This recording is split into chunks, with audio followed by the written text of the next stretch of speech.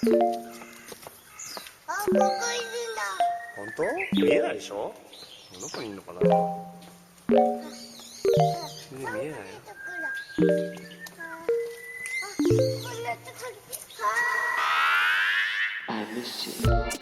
What's good, Internet? It's Monday, October 19th, and you're listening to Waypoint Radio, episode 352. I am your host, Austin Walker. Joining me today, Gita Jackson. Hello, I'm Gita. And Ricardo Contreras. How are you doing, Cado? I'm doing great, because this Happy weekend, I earned my Destiny shirt. You did Wow. I did it. Oh, well, you have to show us the shirt. Yeah, it's pretty. Last it's year, pretty you did not earn that shirt. You got a shirt. I got a shirt. You did not earn the shirt. Shout outs to person who wished to remain anonymous for giving me the shirt code. Mm-hmm. But this year, I finally did it. I did it. It was a little easier this year, to be fair. Wait, was it? What made it easier? Is it the similar thing of like having a bunch of challenges and stuff? Yeah, the one thing is that because it's the end of a large like kind of era of Destiny, and they're gonna take away a bunch of stuff. They included all the raids that they're taking away as things that you can like getting points to get the shirt. So it was like, oh, I've already done all these. It was really easy to like blow through them all like a fourth, to fifth time. Like, so it was like that normally wouldn't have counted. Like it's usually much more specific to whatever the current season is. But so this year it's kind of like a look back over the last couple of years. So there was a lot of stuff that I've already done. So it was pretty. It wasn't too bad. It's still under the wire because it's still only 2 weeks out, and if I didn't have those raids in there that counted towards the completion, I would have probably had to do a little bit more grinding as we got towards the deadline. But what's the shirt? What's the shirt's vibe? It's it's got an emblem on it. It's got I could put my gamer tag on it. It's all right. Let me see. Bunge's in it. Shirt. Triumph shirt. God. It's the Moments of Triumph. I see it. Bungie shirt. Rewards Moments of Triumph shirt. What this says? What's that say? What's Atis try? Is it just? Sorry, I'm doing quick. Yeah. Quick Latin translation here. It's been a minute. Atis. Is that like the Age of Triumph? Yes, it's the Age of Triumph. Right, that makes sense. Is that what this is? Are you in the Age of Triumph now? Because I felt like darkness was about to come down on the world of Destiny. It is. I mean, feel very triumphant. Almost me, like the opposite personally. of it's always. Well, I mean, it's the opposite of always darkest before the dawn. It's also always brightest before the dark. The dark, I guess. Happy election season, everybody. Older Republic Jedi or something like that. Yeah, exactly. Totally. God.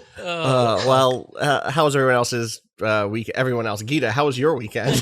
Oh, man. Small pod today. My weekend, I didn't do shit. It felt amazing. That's good. Yeah, I mean, we had really good Shabbos. This was every Friday for Shabbat.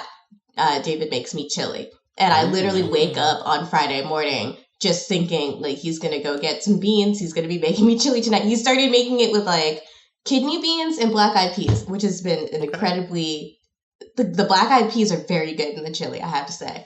And I just don't know. I feel like since we ate that chili, I just feel like that is my signal to be like a brain in complete clock out mode. And it's just like it's like a sense memory. I feel like I'm eating this chili. I'm not going to be looking at my phone. I'm going to be enjoying this chili. And then I got really into the Dodgers this weekend. I watched an entire Dodgers game. Yeah. Well, okay, so here's the thing. David has been making some intense noises from the other room when I'm, like, gaming. So he'll be like, it's Dodgers tonight. I'm like, okay, I'm going to go play some Destiny or whatever. Yeah. He'll just be like, ugh, from the other room as they get clobbered. Except the other day when they got... they were down 2, and then this insane, like, totally bonkers game where they scored 15 runs in, like, the first 2 innings. Jesus. Yeah, he, like, called his dad and was like, hey, Dad, have you seen this? This is nuts. And then the next game, they lost, but they came from behind. They were down 8-7. It's like they came from back like the last couple innings and scored all 7 of those runs. And then the next couple of games, it's just been these real nail biters against the Braves, who are from a really, really good team. But yesterday they managed to pull it out like twice. Twice the Braves scored on them, and they came back. And like just the one run that was amazing was Cody Bellinger. Like it's 2 outs. And there's nobody on the bases. They've struck out the first two people to go up. 2 balls, 2 strikes. He hits a home run. That's baseball to me. Yeah. And he like sees it and just stands there watching it and then starts walking. Like just walking, casually strolling. But then he sees his guys and he's like so psyched that his guys are happy for him. He just starts screaming and yelling.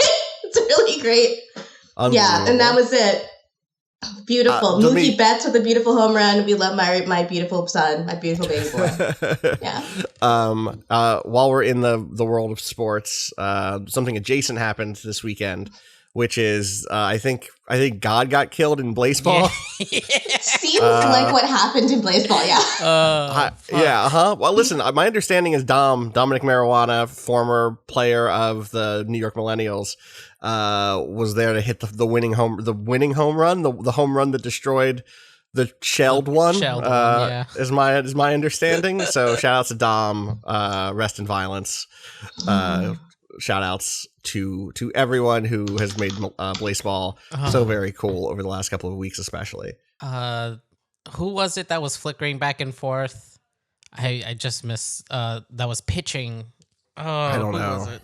I think it was either Hot Dog Fingers or Trollolo. Either one of them. One of them had this. It was a very funny thing where they had the loyalty stat. Oh, right.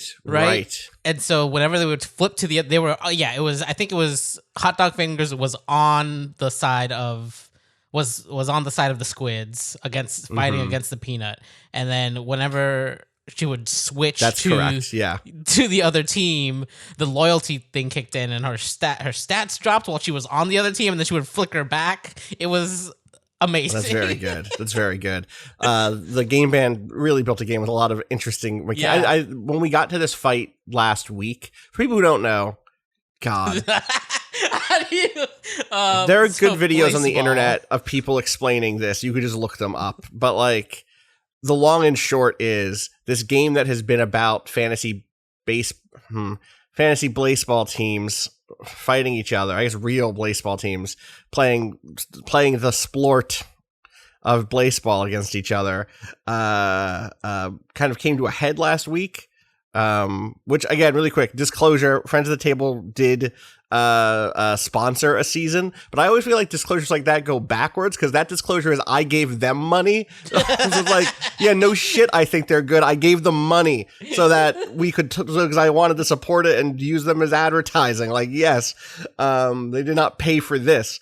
Anyway, there had been like a slow, horrific build where like players were being incinerated and also seemingly turned into peanut shells or like put inside of peanut shells. Yeah. And then at the end of the last like championship, it turned into a big JRPG boss fight between the champion and the shelled one, a giant peanut god. And that came out of nowhere and was extremely good if you put on the Undertale boss themes in the background while watching it, IMO. And that repeated this past week, except it went much better than last time. So, fun. Shout outs to the game band. It's good stuff. Has anyone been playing anything other than watching Blaseball? I played randomly like a ton of games. Your list of stuff today was like, damn, Gita went in. Yeah, I just like finally had a second. It was during the time that David was making me chili that I was like, I bought a bunch of games and I was like, I need to play just a bunch of stuff that I wanted to play for a long time. So first I started playing the new game from Kitbox, or that's being published by Kitbox, which is Lucifer Within Us, which really did seem like is completely up my alley. So I really am vibing with the music, the voice acting, the art in this game. It is a really, really like very much my brand of like a dark goth shit where there's like you know, like there's a bunch of demons and like religiosity. It's not Christianity, but it's a very pageant, like there's a lot of pageantry involved, which I love. And so you play in this game the role of an exorcist. But in this world, exorcists and detectives are kind of like the same thing. Yeah, so the aesthetic to this is like high faith Deus Ex or something. Like there's there's like lots of angles. It's not like all hexagons or whatever, but it has never mind. I advanced a little bit more in a polygonal form, just showed up. But yes, like it's like cyber Catholicism. It's cyber. It is cyber Catholicism. Yeah. It's Ayin Soph is the god that they worship, and I didn't do the research on what pantheon that god is from. I think it's real. But there are the demons are Christian demons, like it's Beelzebub and Lucifer, etc. But the god is not the Christian god. But there is like the level of pageantry that Catholicism has in sort of how this religion is presented. The first murder you solve is a new bishop or like equivalent level is having a crown affixed to their head or calibrated to their voice that allows them to like be extra effective when preaching, essentially. So it's like a technological augment to their natural charismatic abilities. So that's what we're ending up, like what kind of society we live in. Okay, I see now. Just normal shit, like regular stuff. There's according to the prologue, there hasn't been a murder for like decades upon decades. And that's because crimes within this universe are caused by demons inside you. That's what tells you to commit a crime. When you're possessed or coerced by a demon that nudges you and causes you to act on your like negative desires. So the one murder I'm in the middle, I saw the first murder and then got a little bit tricked on this, like a little bit stumped on the second one. But the format of how you solve these murders, it's like it's Phoenix Wright-esque, I would say. There's no, like, you're not going to court, or anything like that. But you're walking around these crime scenes, collecting evidence and interviewing suspects. And when you have a suspect's interview, it shows up on a timeline that's at the bottom of the screen. And once you have all of the available suspects' interviews, up to 3, I think, you can match them up against each other and check them for inconsistencies. So you are getting to shout objection in a way. If you find evidence that's contradictory, and that includes like physical evidence that you can pick up across the map that's contradictory to their testimony, you can force the suspect to recant or change or be more specific in the testimony. What also happens there is when you catch someone in a lie, you can open up their inner sanctum and reveal the insecurities within them, allowing you to back up your testimonies with their psychology. So just like interesting. It's really interesting. So you learn. Sometimes it's pretty obvious who like what the solution is. But it's like finding out why they did it is very important to this game. Yeah. That's like one way you can do the mystery, right? Like you can do it as a genre. Like you can do the mystery that is like a whodunit where there's like a lot of red herrings to follow, and you have to be really clever about piecing things together. And you can do the mystery where it's like the mystery is more about motive and about how we got here than it is about the details in front of us. Which is a fun. That's a fun way of doing it. You learn a lot about the world that you're in via why people feel the things that they feel. I learned through interviewing one of the characters that they survived a famine, and I was like, okay, that's another wrinkle on this apparent utopia with no murder. Is that there's no murder, but there was a famine, and then there's desperate. There's poor people exist. But no murder, which means that everything is chill. Yeah, exactly. So, something rotten here in the state of Denmark, for sure. The second murder is like all about class politics, which I found very interesting. Your 3 suspects are an academic, a wealthy and devout, like not wealthy, but a devout and sort of haughty coroner that's at a funeral, and the groundskeeper. And the groundskeeper is the one that comes off as immediately most suspicious and immediately you figure out has lied the most, but only because they're afraid of being caught. And I really thought that the way that they handled that particular aspect was like very interesting, because that's very true in our world, where, you know, you find people that lie to the police not because they have anything to hide or have done anything wrong, but because they know that they will be treated differently. Yeah, totally. You know? And because they're just shook, and it's like easy to talk yourself into lies when you are fucking scared out of your mind. Yeah, exactly. You know, you have this background awareness of the fact that, like, people like you know, that look like you are in your situation are treated differently by the cops. Added to being just fucking scared. Like, I never want to talk to a cop in my life. Yeah. You know? I'm like pretty much fine. Like, I don't have any reason to be terrified, but whenever I see a cop, I'm like, hello, sir, I've never done anything wrong in my life, and there's no weed in my home. Like, you know, like... Totally. So you got through that first mystery, or the first case, and then you started the second one? Yeah, I started the second one. I'm almost done, but I mean, it's very promising. I really, really like it, and I wanted time to sink my teeth into it, but I also just was like, I've been playing, like, Destiny...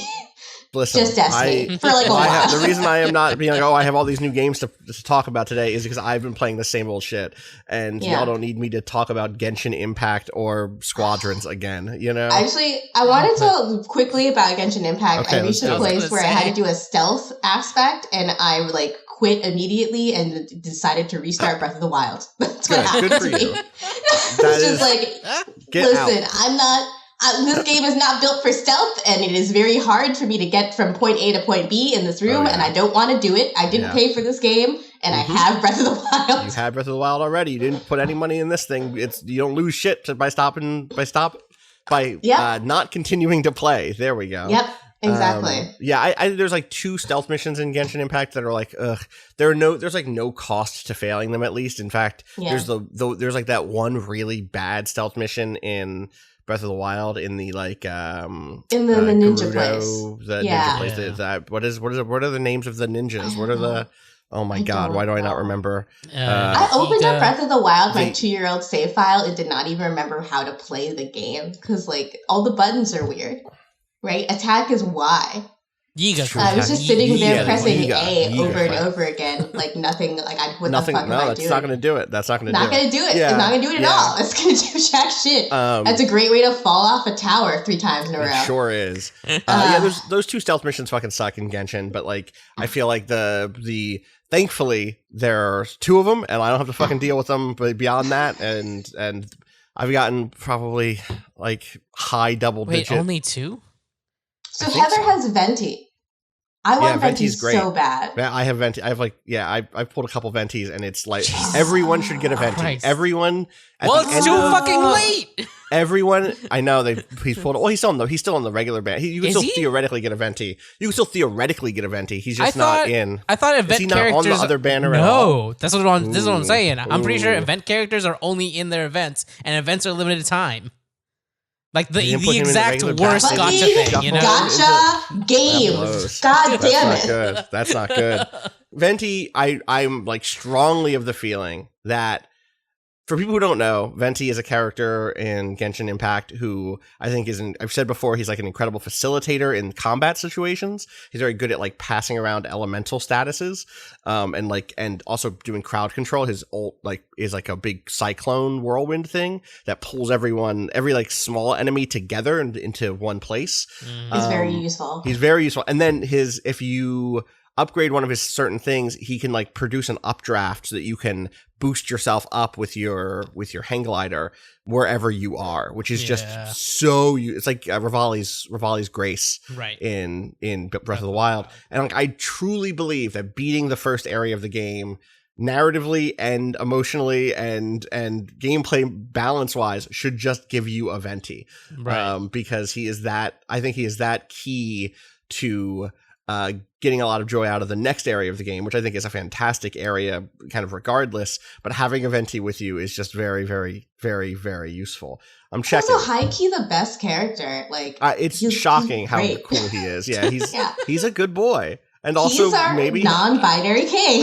he is also maybe a god. Who could say? Yeah, who could say? Damn, he's he just is a not in regular this- bard. He's How not- dare you? He's not in that other banner. He's not in that other banner. Maybe he'll get shuffled into a third banner I once fucking the hope Klee so. banner shows up. You know. Yeah. I need the boy. Have either of you gotten to see Klee, the new event banner person, who's like a little girl who No. throws bombs? She has like at a That certain sounds point you unlock missions for characters to where you like get to like do their mission even if you haven't unlocked them and play as them for a little bit. Not just like the tryout thing, but like literally a story mission. Okay. And hers includes the fact that someone Oh, a mage right. steals her treasure, and she's trying to get her treasure back, and you're like trying to help her, but also it's clear that she's like someone who kind of Mr. Magoo's her way through the world, and also does that as a mage who can create bombs out of nothing. And This is a feels child. very relatable to me. Yeah, she's nice. She seems nice. I definitely cringe a little bit at some of the like childlike characters in this game, but this game does not do any of like the leering, gross sexuality stuff that a lot of similarly aesthetic, similar anime aesthetic games do. And so you kind of just like, She's okay, not, this is like- a cute character. This game is not sexualizing her. It's okay for this game to have a cute character in it. You know? Yeah, she's not like also 9,000 years old, so the camera just like can go straight up her crotch. Right, exactly, Yeah. exactly. Venti is, of course, that exact thing, but the game still doesn't do that. But you know what? It's just a delight. He's just great to have around. Venti's life of the party. Fantastic. I love him. The second he showed up, I was like, I love him. He's I really love good. this sarcastic child. He's so well. So that, I think there is so much to be said about Genshin's localization, redeeming a lot of character like stock characters and kind of tropes from adventure anime stories that have worn out their welcome in other entries of like shonen anime or whatever because of the degree of like sarcasm and humor that a lot of them bring to the table. A lot of characters are dunking on each other a lot, and it's great. That line Kaya has about, it's the same thing as children inheriting the hairstyles of their parents. Oh my It was God, like, it's so there's funny. some self-awareness of the genre conventions here. So I'm going to be a little bit less bothered when this weird guy with an eye patch keeps inviting me to the bar, even though I'm clearly and obviously a 16-year-old. Yeah, listen, Kaya is clearly the like sarcastic upfront but secretly very serious, knows like all of the secrets of the world, is trying to like do good things from the shadows, which is why he and Diluc should be boyfriends, because both of them want the best for the The world. shipping possibilities in this The shipping possibilities in this game are just very truly strong. endless. They're very Yeah. strong. It's because Also they just- like play with the archetypes, and it's like self-aware of those archetypes. So when the romantic tension obviously and clearly like explodes between two archetypes that have obvious romantic tension, they're just like, yeah, sure, whatever. We lean into this. We lean into this. Yeah. Also, I like Diluc is a rich, pretty boy with red hair and pale skin, and Kaya is a brown, pretty boy who seems broke as shit and has an eye patch with dark skin, and one of them's a fire boy and one of them is an ice boy. What are you gonna do? What are you gonna do? Yeah. Yes. That's, come on. It is what it is. What does that tag look like in AO3? Hang on one Take a second. quick Hang look. on. Do some research, some live research. Genshin? Here's an entirely wholesome image of the two of them. With this is wholesome. They're both drinking. They're both hanging out and drinking. Oh, wow. Sure, this image does say R18, so I shouldn't click further in because that is that is the cover to pornography. a doujin that you That is don't want to open 100% on a cover to a work time, doujin. maybe. Yeah, but Let's see. it's good to know it's all out there. That's all. Yeah. Well, the Genshin Impact tag in general on AO3 is not robust yet, only 163. So listen, I just feel like, oh my god, Diluc, 31 of those 163 that makes entries sense. are Diluc Kaya. There you So- go. God There you bless. go. God bless. Beautiful. Anyway, also the second area in Genshin Impact, I've seen some people start getting there. Yeah. Like some people in the extended Waypoint family. It's so good. It's so good. Are you there now, Cado? Yeah, I'm just peeking in for the first time. I did the quest where you go talk to the other adventure guild person once the map opens up. And it's wild how much bigger the map is than you think originally. I didn't expect it to get that large, and like it's literally like one of those, like, I thought when looking around, it's like, oh, that mountain looks like Skybox. Nope. No, it fucking isn't. Nope. The world is fucking huge. It's wild how huge. And also, like, it's not just like that's cool, it's big, and it runs on a PC. Like, I'm playing this shit on my phone, like, before I go to bed every night. I'm just like, what the fuck is this? Yeah. How is this game this big? It's kind of amazing. Gita, if you can push past that one bad section, I really do think you just getting to that second zone is also to see the end of the Venti stuff. It's so good. The end of like that Venti arc. Listening to you guys talk about it has made me want to jump back in. You really are selling me. You convince me to buy a game every time you podcast. I know. Well, this is the only one, and this we don't have to buy. You don't put money in it. Yeah, just go play it. The second area is so good, and I think I may have said this on here before, but maybe I just said it on Twitter, because of the way it like layers puzzles. It does a thing that honestly Breath of the Wild doesn't do this enough. It does it a little bit, but because there aren't the Breath of the Wild like shrine equivalents, it's externalizing a lot of that style of physics puzzle, or lever puzzle, or whatever switch based stuff, or thinking about exploration and solving multiple puzzles in a link to create something, or to like kind of do to finish like the area. And so like in Liyue, which is the second area, you end up with all of these kind of ancient ruins, and I definitely have said this on this podcast because I'm getting a flashback, but you end up with this situation of like, okay, once I solve this puzzle, then the second thing happens, and then a third thing happens, and then next thing you know, like I'm in a cave with a giant, weird, ancient, like magical engine that's being guarded by these giant ancient robots, and like then you get to fight in that game, and you're doing the fight in that game, but the process of solving the puzzles that lead you to the kind of final confrontation, the way that those things are like matryoshka dolled one on top of another until you get to like the final big thing, is like a really cool way of communicating the interlocking mechanisms of this ancient culture that has kind of fallen into disrepair in certain places. The stories and stuff is just good. There's a story beat that happens when you first get to that town, to like the big city, that is just like all-star good beginning of an anime arc, or really any sort of fantasy arc, where it's just like there's like a cool, like, oh, I'm meeting the characters in the world. There's a little bit of a build, and then like boom, like the hammer fucking drops, and you're like, oh shit, what's going on? So it's good. It's good. That's okay. I kind of wished it did more of that interlocking in the first. Me too. Area, right? Mondstadt is still like a little too flat, I feel like, for what the game actually can 100%. Do. It feels like, and it's just like. There's hints of it. There's hints of it. Like right near the end, right up to the edge of Liu, there are actually a couple of puzzles like that where you unlock like a certain. There's like one of the like domains that you unlock has like this multi-part puzzle in order to get the door to appear. But like that, I feel like that's the only place in Mondstadt that really does that before you start to get into Liu, and it starts doing it like over and over and all over the place. Yeah, well, there's something else that's interesting about like getting treasure in that game, where like you do all that stuff, and then I'm like trying to understand my own response to this versus my response to something like a Diablo, which I'm not like historically a big Diablo person. I've like played hack and slash style like RPGs and loot, kind of like loot games like that, or Borderlands for that matter.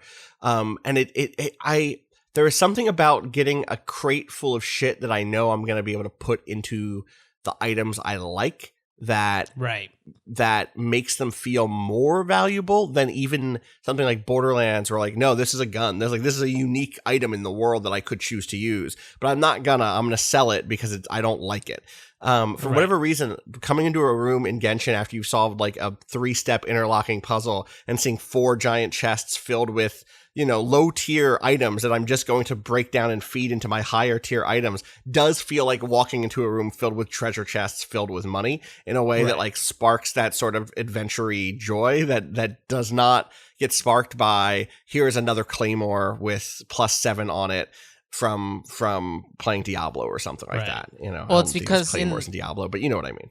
Well, and like it's so much in that game, it's about the like different.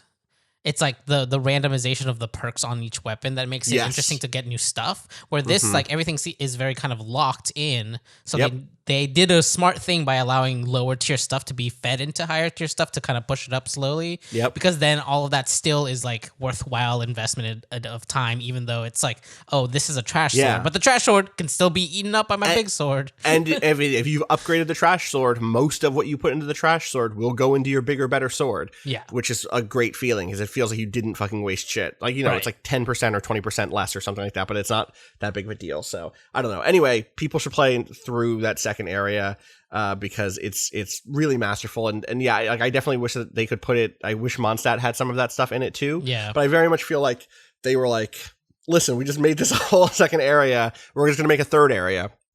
Do we want to go back to Mondstadt and make that better? Or do we want to make a third area afterwards that's as good as Leeway, but maybe a little bit better, So, so we'll see. Like at this point, it's wild to me. Like a Leeway is not even close to the end. Game. Like you fucking keep zooming out. I'm like, holy shit, this map is wild how big it is. Yeah, they have said that December 23rd is when version 1.2 comes out, which is where there will be a new area called the Dragon Spine, which I want to say is a third full area that might be the area that has like their Fantasy Japan equivalent. I guess I'm not 100% sure, but I'm ready. Yeah. Oh my god. Anyway, I did not mean to have a whole Genshin Impact conversation, Gita. I know you know what games to talk about. I said briefly, let me just say one thing about Genshin Impact. And listen, you convinced me to play the game again. Yeah, what are you running? What's your team? Damn, we're really doing this? This is happening. This is happening. Don't fight fate. Did you not see me did you not see this post of mine? Maybe not. So thank you, Gita. I respect you. On Twitter. My main crew, I have a 4-step main crew, which is Beidou, who is like a claymore wielding electricity person who has like a really cool counter. If you've pulled her and have not tried her or used her stuff, I really advise it because I think that I'm really happy I had her early on because she added depth to the combat that I did not have out the gate. Because she like is the only character who can block. And having a character who can block and then charge up a counterattack or like perfectly time the parry really adds a layer to some of the encounters. It's fun. So she's like my main, even though she's definitely not my best character. So that's her. It's Venti. It's Shengling, who I think everyone is running because she's technically the strongest fire person right now. Sorry to Amber. I like Amber. Amber seems very nice, but no one runs Amber. Amber's just not the meta, unfortunately. She's not the meta, but she's like she's really useful for exploring because she gives you a character who can set fire via bows very quickly for puzzles. Right. And then also she gives you a 20% stamina thing bonus while gliding, which is useful. And then Barbara, who is just like a great healer, basically. Yeah. Also, this game just has all these little details. So Barbara's whole thing is that she is like a nun, but also a pop idol, which seems to be a crossover thing with one of their other games. I unlocked a thing in her story, like her text story thing about how she became an idol. And it's that someone gave her a magazine and was like a magazine, like a human magazine from another world in which she read about pop idols. And her friend was like, I'm going to create pop idols here in the world of Tevat, which is the name of the Genshin Impact world. And she tried to, but the only person who stuck with it was Barbara, this cute nun, who now like all of her attacks are like idol poses. And have you not? Gita hasn't seen. I have to link you to Barbara. Barbara's great. Barbara's so good. Someone gave this bitch a 17 magazine. And she was like, I'm doing this. This is me now. This is me. And so I'm going to link you just so you can see some Barbara animations.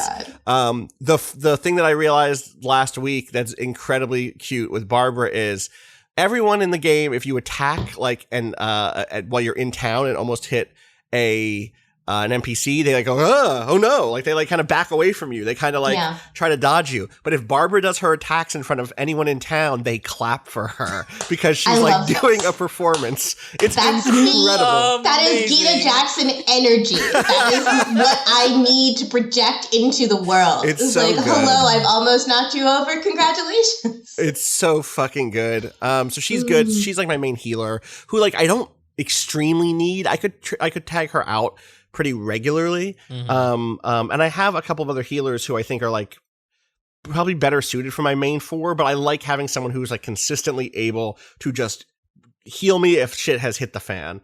I have a secondary team of people who I'm like trying to level up, which is Jean, who is like a sword and like she also has some healing stuff. She's kind of just like she feels to me like a better version of the main character in terms of combat stuff. Okay. She has like a similar thing where she can like do her RT attack is like a wind blast, and she can kind of like pick up people and then blast them over cliffs or whatever with it. And then her ult is like a field of flowers that heals you, which is neat. Faisal, who is like a bow electricity girl who has a pet raven who seems to be an old man. I've not gone deep into the lore with her. Faisal. I see in this screenshot that she's exploring like she is for everyone because she gets that boost. She gets a good bonus. She gets a good bonus. She's just exploring all the time. Yeah. There's a mechanic in this game where you can set a character to kind of like go do a mission off to the side, like Assassin's Creed Brotherhood style, and she gets a bonus to doing that. The Ningguang, who I just actually leveled up a bunch last night, who is like an earth mage, like a geo mage, who can summon a big kind of like screen, like she summons like a big pair of pillars, and then between them is a screen that blocks ranged attacks from coming in at you. Nice. And that's neat. I think she's like my favorite mage, maybe her or Lisa, but they're just not, or like as far as attacky mages go, Barbara's my favorite actual mage, obviously. Right. But I just haven't like cracked how to play as her yet. And then Chi-Chi, who is another child, she is a zombie. You can tell that because she has a talisman like sealing her soul into her body or something. And she's like extremely sleepy voice. She's like, I guess when you try to sprint with her, she goes like, faster? Okay, faster. It's very funny. She's very slow. Yeah, she's very slow, very chill. And she's also like ice sword plus heals basically.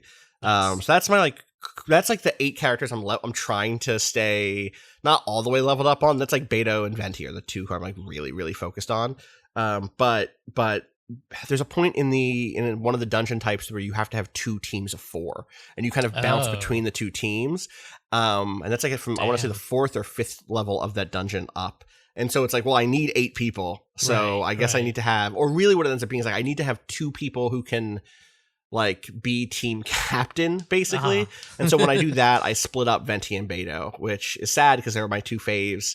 We didn't even talk about Beto's look. Beto is like a cool Chinese pirate with a cool red eye patch, extremely high boots, just great everything. Beto's energy is incredible. I also hate saying that because it sounds like I'm saying Beto, the American politician whose energy is not incredible, whose vibe is not my vibe. Anyway, that's my crew. Who are you running, Cado? So I'm running like my main character is Razor, he's cool. The Claymore wielder that has the pet electric, or I don't know if he's the pet to the fox spirit. I don't know. It's a wolf spirit, right? It's a wolf. Yeah. I love all the idle animations are so good with him. They're very and the good. wolf. Just the wolf comes up and pets him, and pets him. He's like my main damage dealer, and I have this great thing with Barbara and what's his name? We Kaya? just talked Kaya, right? Yeah. The ice guy. Yeah, so basically, I toss on Barbara's heal over time, like regular ability, which actually applies wet to enemies if they're close to you.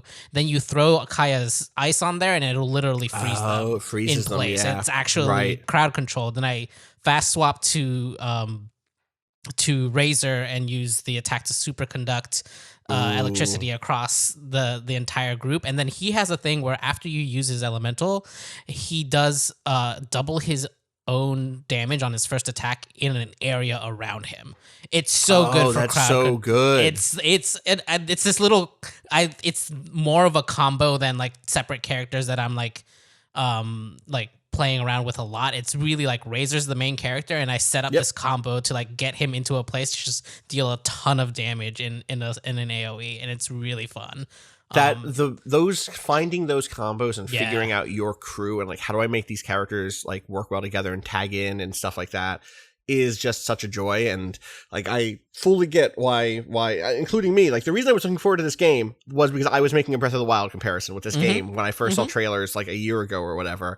So I think that those comparisons make sense, but this combat system is like such a different, interesting thing. Right. And again, like deeply manipulative because the way you get to play with it more is to give them money to roll dice on or to pull up to do another pull of the lottery or the slot machine handle and see who you get or if you get anyone. There's lots of times that I'll do a full 10 pull and won't get a character at all. And at this point I'm only doing pulls that I earn. I'm not putting any more money into it. I put like $50 in over the course of the first 2 weeks because like I'm really liking this game. I'm happy to pay a full price for a game in this, and I hit that and I was like, all right, I'm done. I'm not putting any more money into this game until a new full big area comes out, and then maybe I'll give them another $10 or $20 or something. Right. But even with just the pulls that I'm unlocking from in-game currency, it's enough to do one every week basically, and that's kind of like a fun thing to work up to. And sometimes you get something, sometimes you don't. You get those Primogems like pretty consistently throughout doing your just constantly working on getting up to another one of those, which is nice. I put in $5 for that daily thing, which has been really good. It's just like a small thing and helps like build up the currency that you can use to get more pulls. Yeah, I think I almost wish that I would so much actually rather them have a better battle pass and straight up a subscription. I would happily pay this game $15 a month if you just gave me the like maybe not my pick of characters, but let me earn the characters or let me do like work towards a specific one. Yeah, maybe some of them take longer because they're more powerful or whatever. Totally. If I had to grind to unlock Diluc, like absolutely, I would do that. But I forgot to mention too because she's not in the rotation, but she's my fourth and is kind of more the one that I run around with is Amber. Because I do like opening up with like some long distance attacks as like people get closer, and the fire is also again very useful for burning things down and burning shields off enemies and stuff like that. Totally.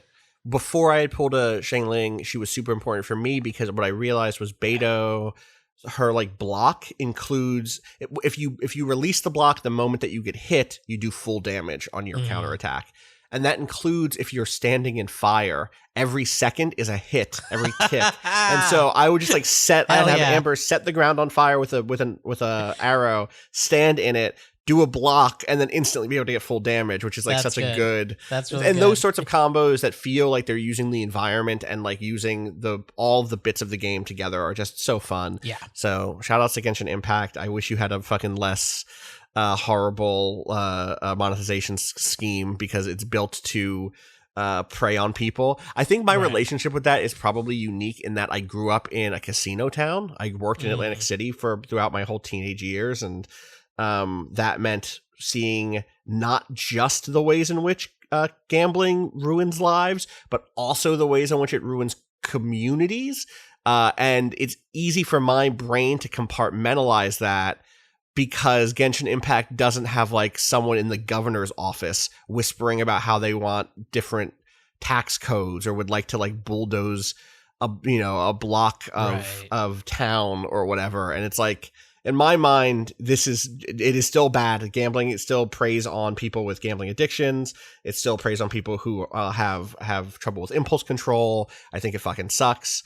Also, there was a degree to me where I'm like, Yeah, and also we're not demolishing fucking Las Vegas or Atlantic City or any of the other casinos, and that is just as, if not much worse, because of the degree to which they can shape the physical world around them. Yeah. And that isn't like the small thing here too is that they haven't, as of where I'm at, which is still pretty early, I suppose. There hasn't been any reason for me to put money into the polls except that characters seem cool, but like gameplay wise, it's very easy to ignore. Well, it's tough because they aren't counting on you, right? They're counting on someone who literally is compelled to just keep rolling the dice, to keep spending. Oh, it's not that much money, and the next thing you know, they've spent $3,000 or something. And like that is the model. The model is that. It's the same model that FIFA Ultimate Team uses. It's the same model that, a lot of other gacha games use. I think this one's getting attention because of how high quality the rest of the game is. And there's a degree to which, and I don't know what to think about this, because part of it feels like the core, which is to say the people who dominate conversations in spaces about games, like forums and Twitter, which is to say mostly white dudes, are encountering a game that has this mechanic that they care about for the first time. Like they weren't up in arms when gacha games that lots of women were playing had gacha mechanics. They weren't up in arms when FIFA has built this model for years, or NBA 2K has built this model for years. But this hits them, I guess. I don't know. I don't know if I'm talking out of the side of my neck, but like that sort of. But there does seem to be a difference in response, right? Right. I think on top of this is developed by a Chinese company. This is a game that has the issue that games developed by Chinese companies have, in which there is censorship against even saying the words Hong Kong or Taiwan because of local laws. Like that stuff feels like it is also sort of like a light that the moths of discourse want to draw themselves towards, and make a lot of noise around in a way that they didn't around like, Grand Blue Fantasy. Yeah, I mean, I find myself so uncomfortable with the way that people talk about Chinese companies in the video game fandom world, because it's just like, do you expect these companies to do, to break the laws of their own company to appeal to Westerners? Yeah. We can't ask them to do that, even if we disagree with those laws. It is, the thing that ends up being difficult for me is like, where was this heat from you about Call of Duty? Being literally propagandistic. For like literally, Ronald Reagan is in that motherfucking video game, and it's telling you to go to third world countries and destabilize them. Bolivia this morning, all the fucking memes about the CIA. Like, come on. Where is this heat when Cyberpunk 2077 like does some transphobic shit for the millionth time? The millionth time. Yeah. Where was that heat? And what is at the root of that? And is it? Where does that dismissal come from? And it's, I know that everyone basically has their own line, right? Everyone has stuff that is like, this is too far for me. This is like, this takes this off the table for me. And I think that's just like part of life, is drawing those lines and for yourself and finding that stuff. But I try my best to identify for myself, is there a through line here? Am I treating one thing differently than another thing for reasons I don't even necessarily understand? And let me try to unpack why I'm having this response. Decolonize your mind, essentially, right? Is your concern about the human rights violations that are happening from the Chinese government, which is not individual Chinese citizens who just have to comply with their government's laws, and who are like making a game, who are making a video game. Is that an aspect of your Western imperialism? It can be, even if those human rights violations are legitimate. Because if you spend a lot more time concerned about those human rights violations and not the ones that our own countries are committing, daily. I'm not saying, daily. Centuries. Yeah, I'm not saying like, you can only care about one thing at a time. Totally. This is not whataboutism. It's like, it's equivalence, Yeah.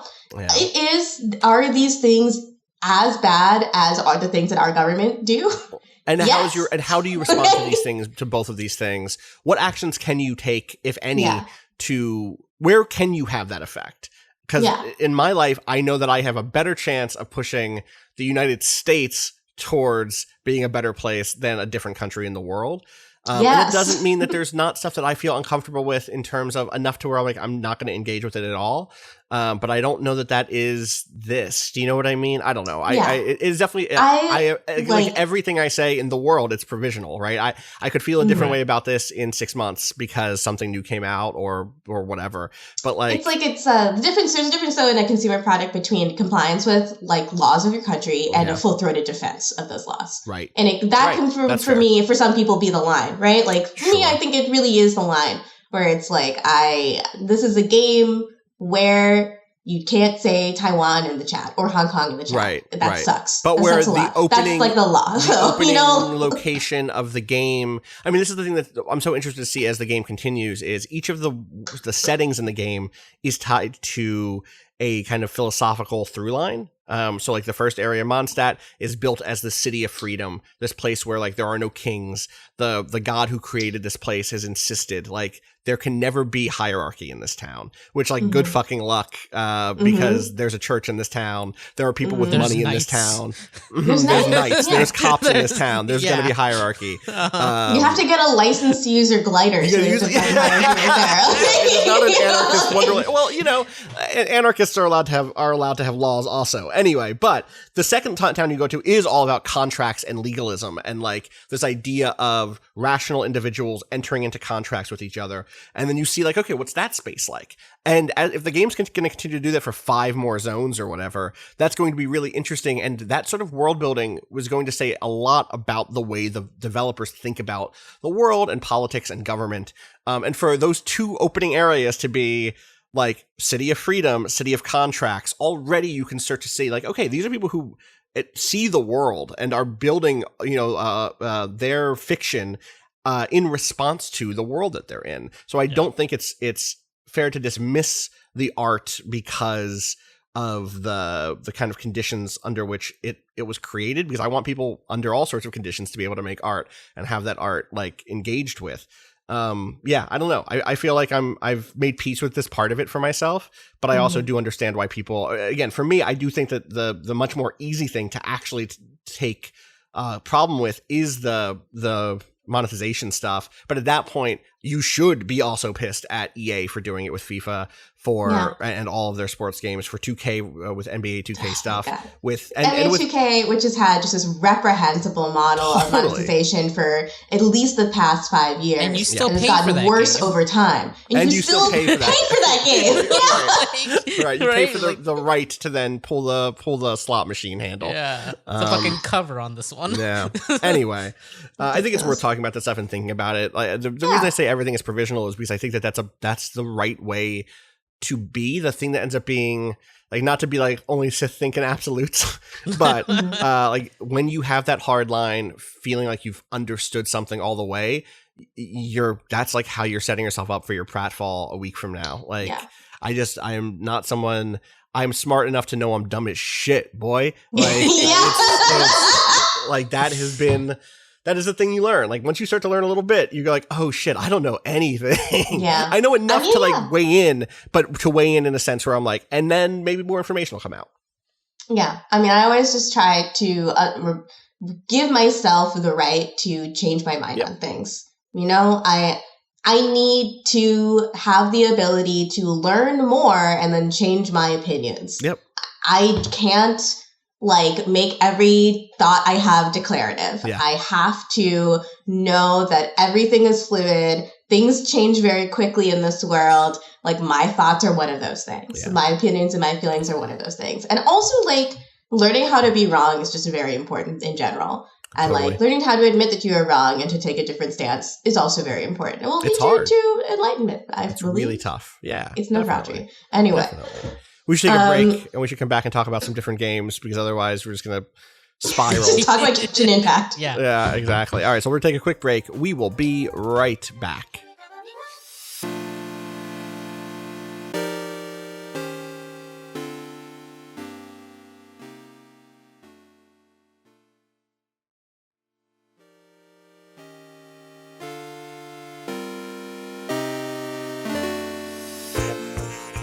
All right, we are back. Cado, I know you have been playing a new game that I'm curious about. Yeah. Can you talk to me about Tenderfoot Tactics? Yeah. So like the title suggests, it's a tactics game. You're playing as a group of goblins in a kind of very magically infused world, in such that whenever you do certain first it's a grid-based kind of tactics game, and each of your different goblins start with like a different ability. There's a healer, there's one that does this kind of buff. One of them is kind of a more standard attacker that has a grenade. Okay. Magic can do lots of things, right? Yeah, exactly. Like, and it definitely feels like this is, I don't know what else they could have called it, but it is still affecting what you end up doing throughout combat in this game. Is you end up affecting the environment a lot. Okay. So, for example, when you heal, it actually promotes plant growth. And plants that grow in certain areas end up becoming difficult terrain. And so as soon as you enter them, you have to stop your movement. Oh, interesting. When you throw a grenade, it actually drops the ground in the area that it affects down a level. And in order to climb up certain amounts of levels, it takes up more of your movement. Things like that. I'm now remembering this. I played I am now remembering. I knew I'd played a demo of it, but I forgot anything except the visual style. But yeah, that sense of like the environment, the tiles around you are changing based on your ability is really, really unique. And also will change on their own. So you'll see like grass grow into a full bush over the course of like 2 or 3 people's turns. Like you get the sense that nature is kind of in rapid movement at all times. And it really kind of like solidifies into this idea of a world that seems kind of energized with growth. Right. And it's really interesting too, because like you like maybe set up a path, or like you're gonna get your rogue character who has a backstab to go around people, and then suddenly, because time ticks down during everyone else's turn, by the time it gets back to the rogues, that path has been completely grown over, and it would take you 5 turns to even walk that way anymore. Interesting. That sounds but then frustrating, but not bad. I don't know. No, yeah, I mean, it's like it just means you end up having to adapt a lot, but I think it's good because it also has this facing mechanic where if you get attacked from anywhere other than your front, you get knocked down on the timeline. I forgot to mention too. Okay. You're on the right side hand of your screen during combat. There is a timeline of when your people are going and when enemies are going, and you can knock them down by doing an attack that deals a nerve. A nerve is when you get attacked from the sides or the back.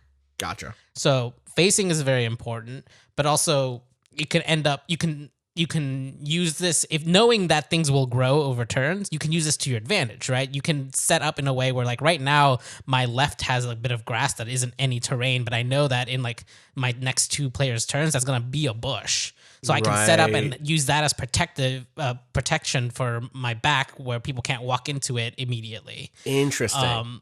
So, like, yeah, there's this really great sense of push and pull with the environment, not just the environment, but like also the way you position your characters and all of that coming together to like really have this dynamic sense of the battle, the field of play that a lot of tactics games only do in like a destructive sense, usually, right? Like you can change the terrain by like blowing things up, and like, you know, that'll knock a wall down or get rid of cover.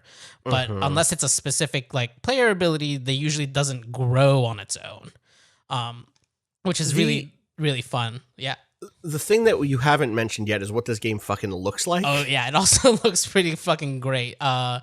It's this really cool how do I describe it? It's very simple, kind of 3-dimensional characters. There's not a lot of depth at all. You can tell it's 3D when you spin the camera around, basically. But otherwise, when you like look at an image of it, it is very kind of sparse. But you have only there's like kind of two modes, right? There's in combat, and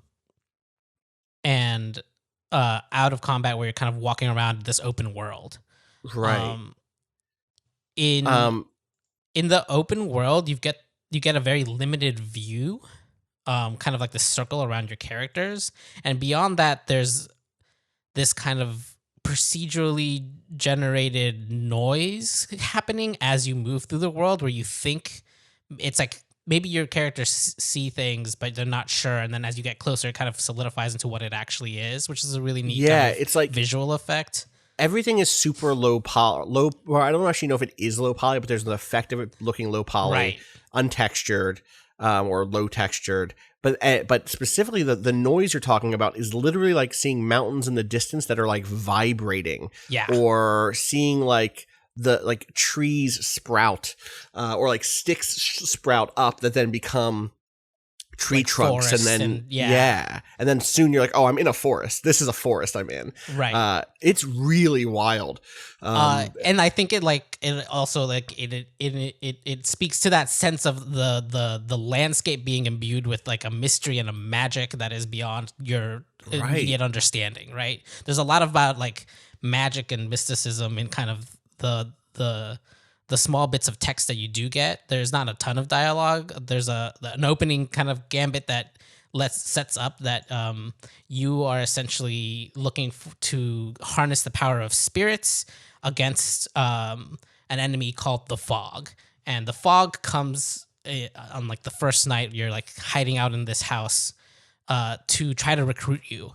And there's this really great exchange about how the Fog is the Fog calls itself a new age, a new age and a new. Hold on, where's the line? It's really great.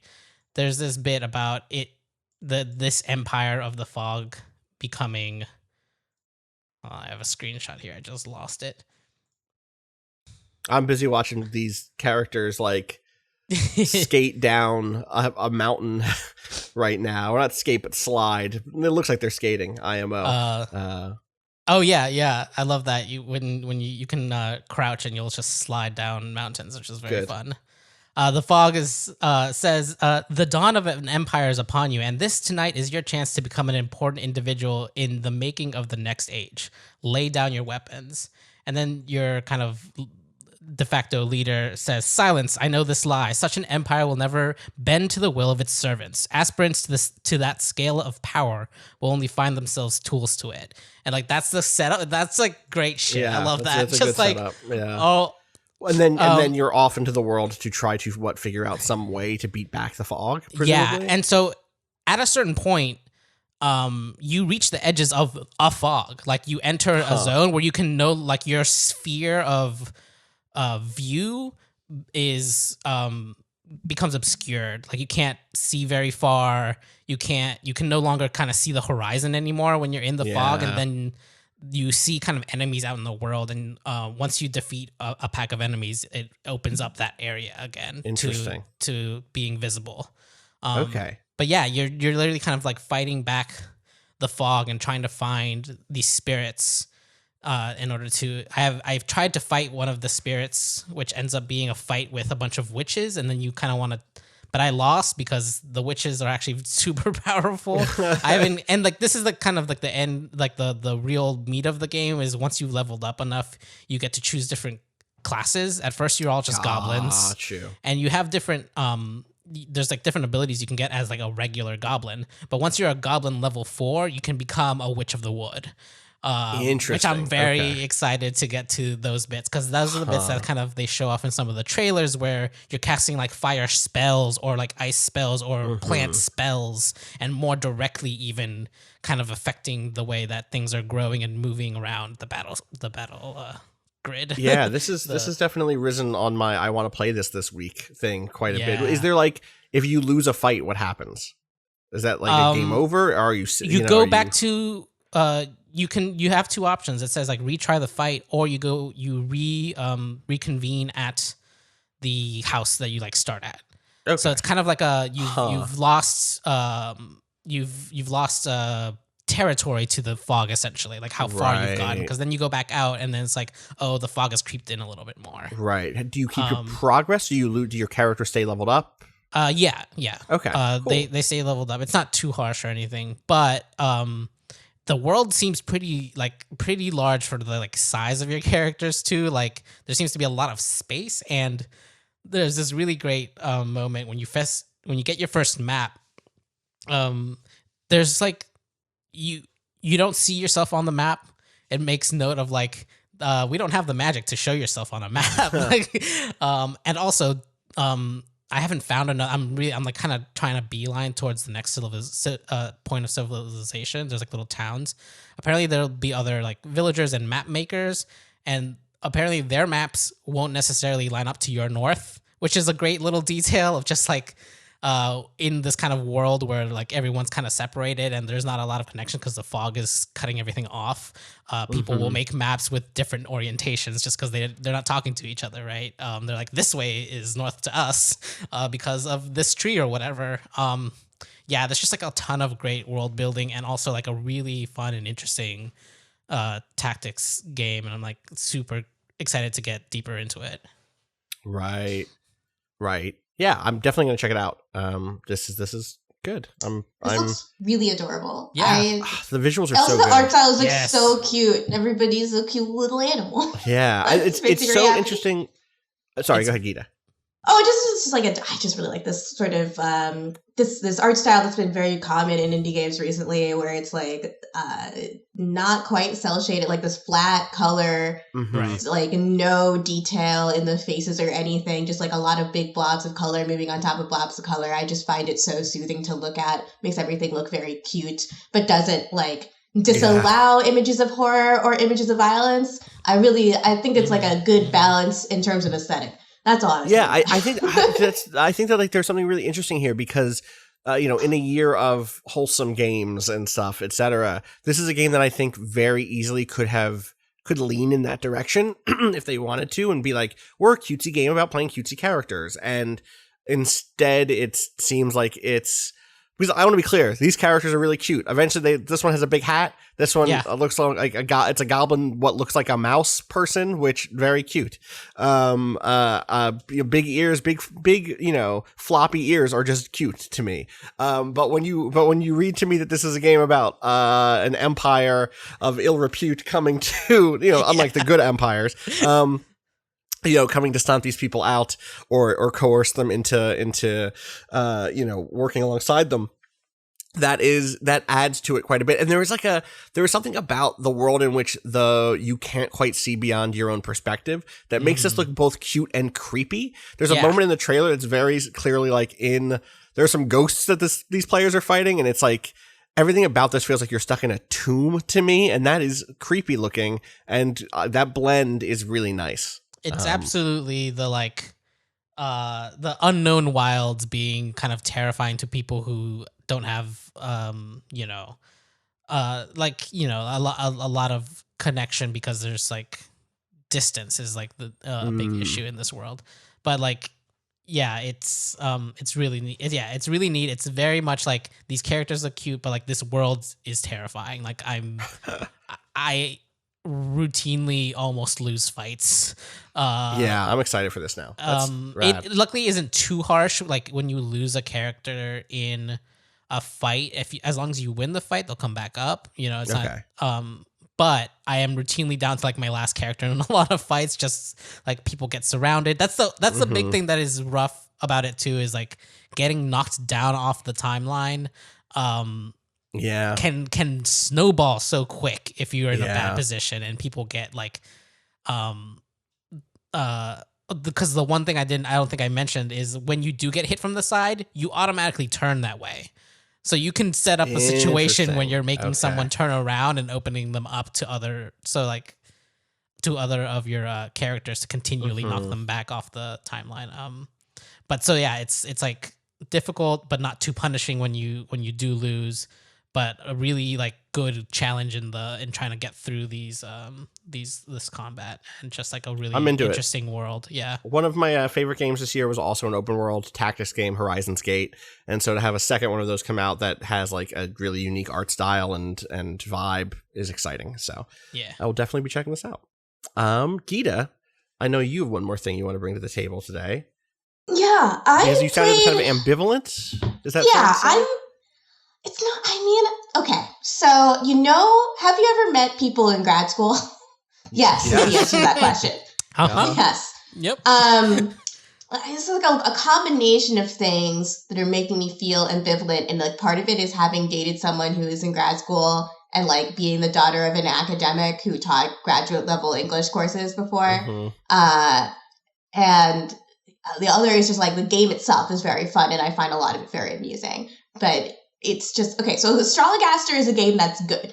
I think that the game is good. Okay. But there's something about the sense of humor that sends like alarm bells off in my brain, like having been around theater kids for too long, where it's like, when am I going to get really, really sick of this? Like, just really, really hate. Like, am I? Like, it's a question. Like, am I going to get really, really sick of the sense of humor in this game? I can't tell, but there are moments where I'm like, this is like an English major finding out a way to make a fart joke, Like, I don't know. So what is Astrologaster? Talk to me about Astrologaster. What is Astrologaster? It's like it made me think very deep. Okay, I have to start from the beginning. Astrologaster is a game that's sort of a Shakespearean in tone comedy of errors. It takes place in London during the plague when Shakespeare was alive and writing plays. Mm-hmm. He shows up as not quite a character, but he's a character that other characters of the game know. Okay. So it's very much inspired by Shakespeare's comedies. Okay. And it has like a very fun like Middle Ages flair to it. Like there's each character and scene are announced by a chorus singing in a medieval arrangement. Okay. Like the attributes of that character and the situation they're going to go in, reminding you of the sort of long-term plot line. But you play this guy who survives the plague by looking to the stars and using astronomy to figure out how to fight the fever he was feeling. And he decides to open up his own doctor's office where he prescribes solutions to people's problems, psychological and physical, by looking to the stars. Huh. And it's really actually very, very adorable. You end up most of the time you can predict what people's problems are based on their symptoms, right? When the first person comes in is like, I have trouble making water, he says. There's trouble peeing. I have pain in my kidney area.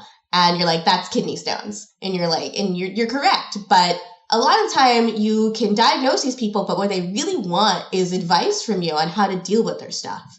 So you end up trying to help these characters navigate problems that are accurate to the sort of the era where they are living. There are, though, a lot of winks and nods to our modern senses of humor and modern situations. Like one of the characters that you meet is this like hypochondriac. Mm-hmm. And there's a lot of references to like the wellness movement in like our modern society. Like there's this guy has like a list of foods he can't eat because they produce bad humors. And he's always, he's got his hand on a medical textbook and now thinks that he knows more than his doctors, that kind of thing. Now, on the other hand, there are these really interesting plot lines, especially with the female characters. One character is a Moorish woman who is implied as helping Shakespeare write Merchant of Venice. And she goes to the blog for the doctor for help, not just navigating her partnership with Shakespeare, but navigating the world as a woman and trying to figure out how to create a legacy that will supersede Shakespeare's, where her work does not end up under Shakespeare's name and she's remembered throughout history. Huh. And it ends up being a very thoughtful narrative on sort of the unsung women of history who were working in theater mm-hmm. and literature but have not been historically appreciated. But then, that sounds good. Right now, we're like, we're at the part of this game where I'm like, I get why you like this. This sounds good. Yeah, I really like you. Each character will come to your office 6 times, and they'll have a different. You give them a different reading each time, and when you look to the stars, it's not like a literal thing. You'll see it'll start off with like 1 or 2 options, and then it'll get more complicated as you go on. And sometimes, first off, it'll start off with like it's either this like obvious thing or this obvious thing. Like there's only one star you look at, and it's like. It's either the problem is either where their Cancer is or where their Jupiter is. Right. Later on, you look at stars in combination to each other. So, this reading, this interpretation of their star chart says that this constellation and this movement of this star means this thing. Generally. And you're vaguely. choosing which one of these to give. It's almost as if you're looking for justification to give the advice or reading or interpretation of their situation. Yeah. That you want, because all of those are true. If you look up at the stars, all of those configurations are happening, and you're just picking one of them to point out, basically. Yeah, essentially, yeah. And it's a lot like the sort of modern way that young people have gotten into astrology now. Sure. It reminds me a lot of. I think if you don't understand why your friends are suddenly really into astrology, this is a good game to like help you figure that out. Because there's a lot of contradictory things in these readings too, and you are kind of just picking which story will make the character and yourself feel better. Which story that is in the star chart, a justification for the advice that you want to give this person. Right. Like that's a lot. Like when I got really into it, I still read CoStar like at least once a week. It's like a lot. Like when I look at my star chart, I am deliberately picking as a conscious human being, like what parts of the chart to pay attention to, because they're based, they feed into my own desires of what I want to do to focus on this week, this month, in order to be a better, more thoughtful person, like better to my peers, better at my job, et cetera, et cetera. It's a useful way just to organize your thoughts and organize your goals, because you just think, oh, Mercury is in retrograde. I really got to be careful about speaking clearly and being thoughtful about other people's struggles right now, because I bet a lot of other people are struggling. And that's true all the time, but it's nice to have a reminder. Right. But there's this other aspect here where there's like parts of the sense of humor are just a little bit immature in a way that I know Shakespeare was. Like Shakespeare is all about jokes about erections, sex, and farts. I was gonna say, we're talking about fart and boner jokes. Like, what's the okay? Yeah. Well, no, it's like, you end up having an affair with a married woman, you fall for her, and then she breaks up with you. And one of these choral, like it ends up being mostly in these sort of choral arrangements. And one of these choral arrangements, like, you don't have to worry about fapping.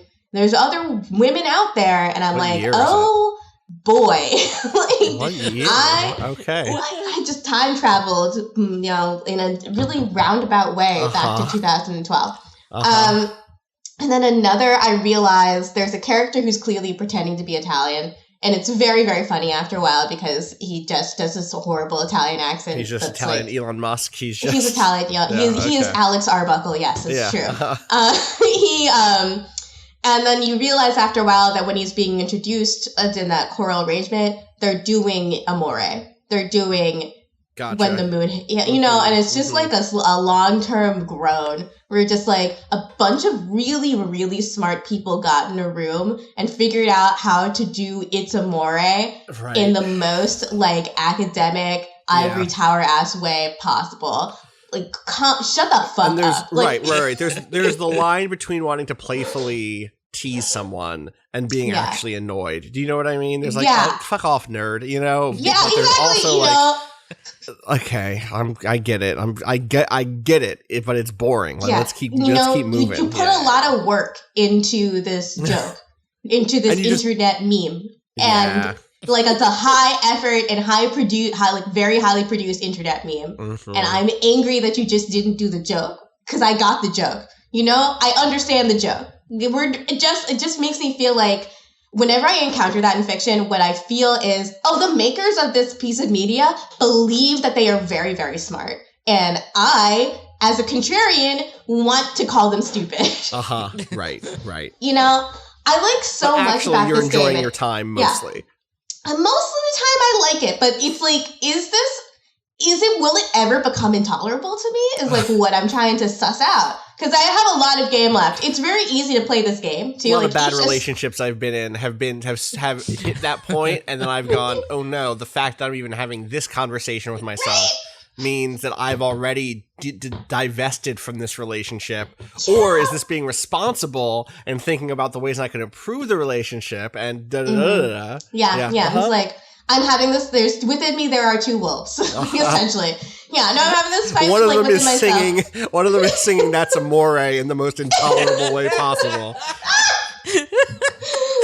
And the other one is just smoking a blunt and going to sleep. It's like the conversation I'm having within myself is I know that I'm going to finish it because I like the basic gameplay loop so much, and it goes by very, very quickly. These readings, so much of the game is good. The voice acting is incredible, which is great because there's so much of it. Most of the game is listening to these skits and like paying attention to what your client has said so that you can give them an accurate reading. Yeah. Based on like exactly what they've told you and what they want advice on. And, the delivery and the acting in this game is like really, really, really fantastic. Right. A lot of very good, you can tell that these people, they must have rehearsed it in the space where they could be with each other because so much of it's play-like dialogue where it goes into each other, people react to each other, it feels very theatrical. Right. But it only takes like 5 minutes for that, and then like a couple of minutes at most to pick which reading you want, and then like a minute and a half, 2 minute resolution at the other side. So, and then as soon as that's done, you go straight into the next patient. So it just is very easy to keep going and going and going and going. But I just don't know, like, I need to know whether I'm being the asshole, I'm trying to figure out if like this is all sincere and these people just have a corny sense of humor, or is it actually pretentious? Like, what is the line there, and how do I feel about that? Right. It's like so hard to know where that line is ever because so much of that is just personal taste and stuff, right? Like, yeah. And often it's also just like one of those things where I cared so much about this when I was surrounded by other people in like college, where it was like, I don't want to hang out with these people because they're just going to quote Monty Python at me for the next 5 hours. It's like, we're going to watch I can't do it this week. The same YouTube videos, drink the same beers, watch the same episodes of Futurama. We're going to it's going to be the same shit. And sorry. But like, and at that point I'm like, but now I'm like, the people in my life who are like that now are people I only see once every other month. Now especially, but let's say last year, pre-COVID, there are people I only saw a few times a year anyway. And I've gotten to the point where it's like, yes, please play the hits. We haven't seen each other in so long. I don't mind this. This is in fact, it's kind of nice. The difference between that and playing a game where you're immersed in that, I think it's pretty wide, but I think that's always just going to be a personal call, right? It's just like, how much is too much, I don't know. Yeah, it is a personal call. It is, but it is just very much like I'm getting transported back. Report back in when you're done because I need to know. Back in time, yeah, totally. I need to. I'm sure there's also multiple resolutions because every reading, stories can resolve in different ways based on the readings you give characters. So yeah, but there was no way for them not to do the "That's Amore" bit. That was built. That was baked in. There's no way around that. Oh my god! Well, I love that character in many ways. It's clear that he is like a real doctor with a medical license that's come to inspect you. Like he's got a comical mustache, and he like keeps coming up with rarer and rarer diseases to try to trick you on to see if you understand like. Anything about medicine. There's like so many good so the stories they tell across the time you spend with characters are always really good, and the jokes, the humor when it's enacted by two characters interacting with each other, I think that level of humor is incredibly funny. Right, that makes sense. There's a great reading where one of your lovers comes and they say, "A lover of mine has been cheating on me. I think, do a reading." And it's just this very great, tense situation where there's like little parentheticals in the reading screen as well. Where they're like, it's really like a holistic approach to the tone in the story. Yeah. Where everything comes out of the tone. They knew they wanted to do a Shakespearean comedy of errors. And like a little bit of commedia dell'arte in there as well. Sure. But all the mechanics are ways to add to those jokes, essentially. But there is just something baseline about that sense of humor where it's just like I went to a liberal arts college and I experienced some shit. So I'll let you know when I finish it. But I really dig a lot of the part of it. It's just like, It sounds cool. Yeah. But also, you know how it is. but also, yeah. Yeah, exactly. Because they're a little much. I mean, that's what it is. It sounds like you're describing your friend who's like, oh yeah, they're great, but sometimes they're a little much, Just and like, don't bring up this TV show around them. Right. Because that'll be like They a whole won't thing. shut up about it. I'm happy they have it. I'm happy they like it, but I just don't need to be in the room. That happens. Yeah. It happens. Hey, remember Super Hulak? We're not going down this road. You can't. Look. Don't invoke these. It's the second time I've said it. It's like Beetlejuice. I just need one more. No, do not. A girl with that fandom red hair will just come up during behind our me. Destiny raid, and I could not focus anymore on the raid. I'm sorry. No. I'm so sorry. Damn, inside shit. All right, that is going to do it for us this week. Or not this week. We'll be back later this week. But for today, at least, it's Monday, and it's already. It's not even late in Monday, but I'm all Monday out. I have so much more to do today. Sleepy. Yeah, Sam. Oh fuck! All right. I don't have access to my email right now, which means I can't go into the question bucket because sometimes in the middle of a month, I'll just randomly lose access to my email for a few days. So that's fun.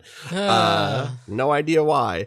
But you can send your email to gaming@vice.com. Hopefully, we'll be able to dig into those soon. Otherwise, thank you for listening. Thank you to Bowen for letting us use the track "Miss You" off the EP Pale Machine. Find out more about that. Waypoint.zone.bo/BOEN. Follow me on Twitter at Austin_Walker. Where can people follow you, Cado? At @A_Cado_appears. And Gita. At XOXO Gossip Gita. Follow everything we do, twitter.com/waypoint, waypoint.vice.com. Gita, you have anything going up this week that people should go read on any side of the site? Well, I think I'm still working on the feature about the future of movie theaters. Last week I did write about the Seraphian situation. Oh, and correct. People seem to like that article. Yeah, so if you haven't read it, it's maybe you just need a text format. Yeah, I was going to say, go read the article. In retrospect, we could have talked about that today, but I'm tired. Let's not. Go read the piece. Yeah. It's sleepy. I already wrote the thing. Let's go to bed. Yeah, exactly. You can find that on Motherboard. I'm sure it's also on waypoint.vice.com, but I'm scrolling and not seeing it. I don't know if it just wasn't tagged or what, but the tags. Oh, there it is. I see it. League of Legends fake anime pop star is sad tweeting about genocide. That was an Emmanuel headline. Shout outs to Emmanuel Myberg. Okay. All right. We will be back later this week. I hope everyone has a good week. Stay safe. Until then, fuck capitalism. Go home.